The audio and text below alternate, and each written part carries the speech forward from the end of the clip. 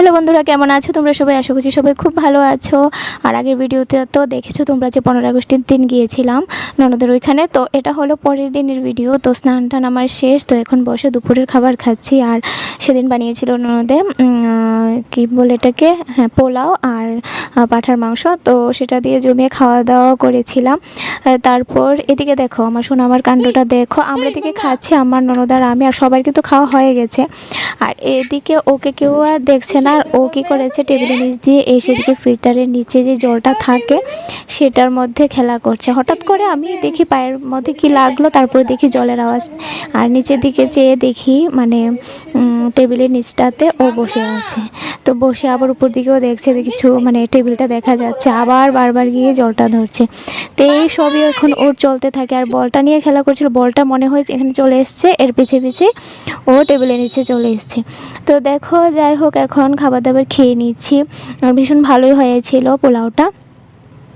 তো দুজনে গল্প করতে করতে এখন খাচ্ছি, কিন্তু বাচ্চা দেখার কেউ নেই। তো ওনার বাবাও চলে গেছে একদিকে, মানে সবাই কেউ নেই। তো সেটা নিয়ে এখন আলাপ আলোচনা করছি যে আমাদেরই সব কিছু দেখতে হয়। আর তো এটাই কি কি বলবো, আর ননদ বৌদির কথাবার্তা সব হচ্ছে। তো আমার ননদের সঙ্গে আমি মোটামুটি সবই শেয়ার করি, তোমরা বলতে পারো। আমার ননদের সঙ্গে আমার বন্ডিংটা ভালোই, সেটা দেখে আবার ওর ঘরে যে কাজ করে উনিও বলছিলেন যে তোমার ননদ বৌদির কত মিল। তো আমি বলছিলাম মানুষ বাঁচে কতদিন যদি মিল না থাকে, কার সঙ্গে মানে কাকে নিয়ে থাকবো আমরা বলো। তো যারা আমাদের সঙ্গে খারাপ ব্যবহার করে তাদের সঙ্গে তার মিলে কখনোই থাকা যায় না, কিন্তু যারা তোমার সঙ্গে ভালোভাবে থাকে তাদের সঙ্গে তো অবশ্যই তোমার সম্পর্কটা ভালো রাখা উচিত, আমি যেটা মনে করি। তো এখানে দেখো এখন হয়ে গেছে বিকেল, আর এই রাস্তাটা দিয়ে ছবিমুড়া যাওয়া যায়, এখানে বোর্ডও দেওয়া আছে। তো আমরা ছবিমুড়া গিয়েছি আরও দুবার, এবার আর গেলাম না, কিন্তু পেরিয়েছি একটু মানে অমরপুরের সাইডটা একটু ঘোরাঘুরি করতে, যেহেতু ফটিকসাগর অমরসাগরও ওদের বাড়ির কাছে। তার এদিকে দেখো চলে এসেছি জায়গাটাতে, এটা হলো চণ্ডীবাড়ির কাছে। যারা যারা অমরপুর গেছো বা অমরপুর থাকো তারা তো চিনবেই চণ্ডীবাড়ি, মানে চণ্ডীবাড়ি তো সবাই চিনবে। তো আমাদেরও এই নিয়ে দুবার, এবার তিনবার হবে চণ্ডীবাড়িতে যাব। এখন দেখো এখানে হাঁস দেখে বা মানে তনয় আর আমার ননদের মেয়ে পুচকিটা মানে খুব খুশি। পুচকিটা তো ভয় নেই, কিন্তু আমার তনয় কিন্তু ভীষণ ভয় পায়, একটু ভয় ওর মধ্যে বেশি, কিন্তু ওর ভয় নেই। ওই দেখো ও হাঁসের সামনে গিয়ে খেলা করছে, আর এদিকে সোনামাও কুল থেকে দেখছিল। আর ভীষণ সুন্দরও লাগছিল হাঁসগুলোকে, দেখো লাফালাফি করছে। ও কিন্তু একদমই ভয় নেই, মানে ভয় কি হয়নি এখনও ওর, না কি বুঝি না, কিন্তু সবসময় কোনো কিছুতে এতটা ও ভয় পায় না। আর এদিকে দেখো চণ্ডীবাড়ি চলে এলাম আমরা। ভীষণ সুন্দর একটা মন্দির, ভালো লাগে এখানে আসলে। তো খুব সুন্দর করে সাজিয়েও রেখেছে। ওই যে নিচটাতে আমরা ছিলাম, ওইদিকে একটা মানে হোটেল আছে, সেইখানে সেই সাইডটাতে ছিলাম। তো এদিকে দেখো সবাই চলেছি হলো মেন ঠাকুর। তো চলো তোমাদেরকেও একটু দেখাই। তো ভীষণই সুন্দর। অবশ্যই যারা অমরপুর মানে আসবে ভাবছো চণ্ডীবাড়িতে এসো, খুবই সুন্দর একটা জায়গা।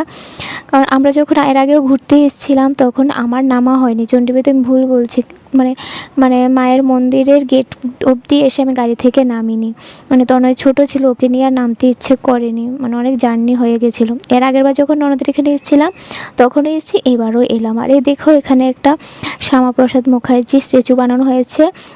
তো মানে এখানে অনেক কিছুই নতুন হয়েছে, এবার এসে দেখি এই যে স্ট্যাচুটা সেটাও ছিল না আগে, তো এটা নাকি কিছুদিন আগেই হয়েছে, তো সেটা দেখলাম নতুন হয়েছে। তো এখন দেখো চলে এসেছে একটা ব্রিজ দেখতে। আর ব্রিজটা দেখার কারণ হচ্ছে এটা নাকি আমার ননদের স্বামী মানে বানিয়েছে, মানে ওর হাতে কাজ, মানে কাজটা এসেছিলো এই ব্রিজটা বানানোর। তো মানে আমার ননদের স্বামী মানে সঞ্জয়, ও বলছিল যে বৌদি চলেন আপনাকে এই ব্রিজটা দেখাবো। এই ব্রিজটা নাকি ও মানে এই ব্রিজটা রেডি হওয়ার পরে ও অসুস্থ হয়ে পড়েছিল, প্রায় 1 বছর হবে এখন। ও মানে ভীষণই অসুস্থ হয়ে পড়েছিল, বাইরে পর্যন্ত নিতে হয়েছিল। তো সেটাই বলছিল যে এই ব্রিজটা মানে কাজ শেষ হওয়ার পরেই আমি অসুস্থ হয়ে পড়েছিলাম। তো যাই হোক ব্রিজটা দেখলাম। আর এদিকে না একটা নদী তো বলে ব্রিজের নিচে দিয়ে যাচ্ছিলো, কিন্তু মানে ক্যামেরাতে দেখা যাচ্ছিল না, মানে রাতে এমনি আমরা মোটামুটি দেখছিলাম, কিন্তু ক্যামেরাতে সেটা আর ঠিকভাবে উঠছিল না। দিনের বেলায় আসলে কিন্তু ভীষণ সুন্দরই হবে এই জায়গাগুলো, দিনের বেলা আসলে খুব সুন্দর লাগবে এই জায়গাটা। তো এই হলো ব্রিজটা। তো সেখান থেকে চলে এলাম এখন আবার কোয়ার্টারে। তো আসার সময় ননদের স্বামী নিল কচুরিতে, এসে বসে এখন কচুরি খাচ্ছি। আর তনের বাবা নিয়ে এসছে ফল, ও ফল ছাড়া আর কিছুই চেনে না। তো যাই হোক, আম এনেছে, আমরা এনেছিল আর আপেল এনেছিল।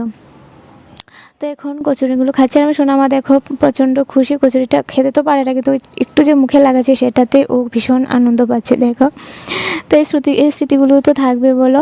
আমি যে ভিডিও বানাই আমার কিন্তু এখনও কিছু হয়নি, কিন্তু এই যে ভিডিও বানাচ্ছি এগুলো তো থাকবে, এগুলো বড় হলে সোনামাও দেখতে পাবে। তো এই জন্য আমার বিশেষ করে বানানো ছোটো ছোটো স্মৃতিগুলো। এখানে দেখো তনয় বাবা চলে এসছে আম কাটতে। তো ছোটো ছোটো পিস করে আমগুলো এতটা টক, তো এখন ও নাকি এর মধ্যে বিট নুন মাখাবে। তো চলো, এতটুকুই ছিল এই ব্লগটা। ভালো লাগলো অবশ্যই একটা লাইক কমেন্ট শেয়ার করে, আর ভালো লাগলে অবশ্যই আমার চ্যানেলটাকে সাবস্ক্রাইব করে দিও। আর ফেসবুক পেজ থেকে যদি দেখে থাকো তাহলে পেজটাকে ফলো করে আমার পাশে থেকো। তো চলো, আজকের মতো এখানে বিদায় নিচ্ছি। টাটা, সবাই ভালো থেকো, সুস্থ থেকো। আবার আরেকটা নতুন ভিডিও নিয়ে চলে আসবো।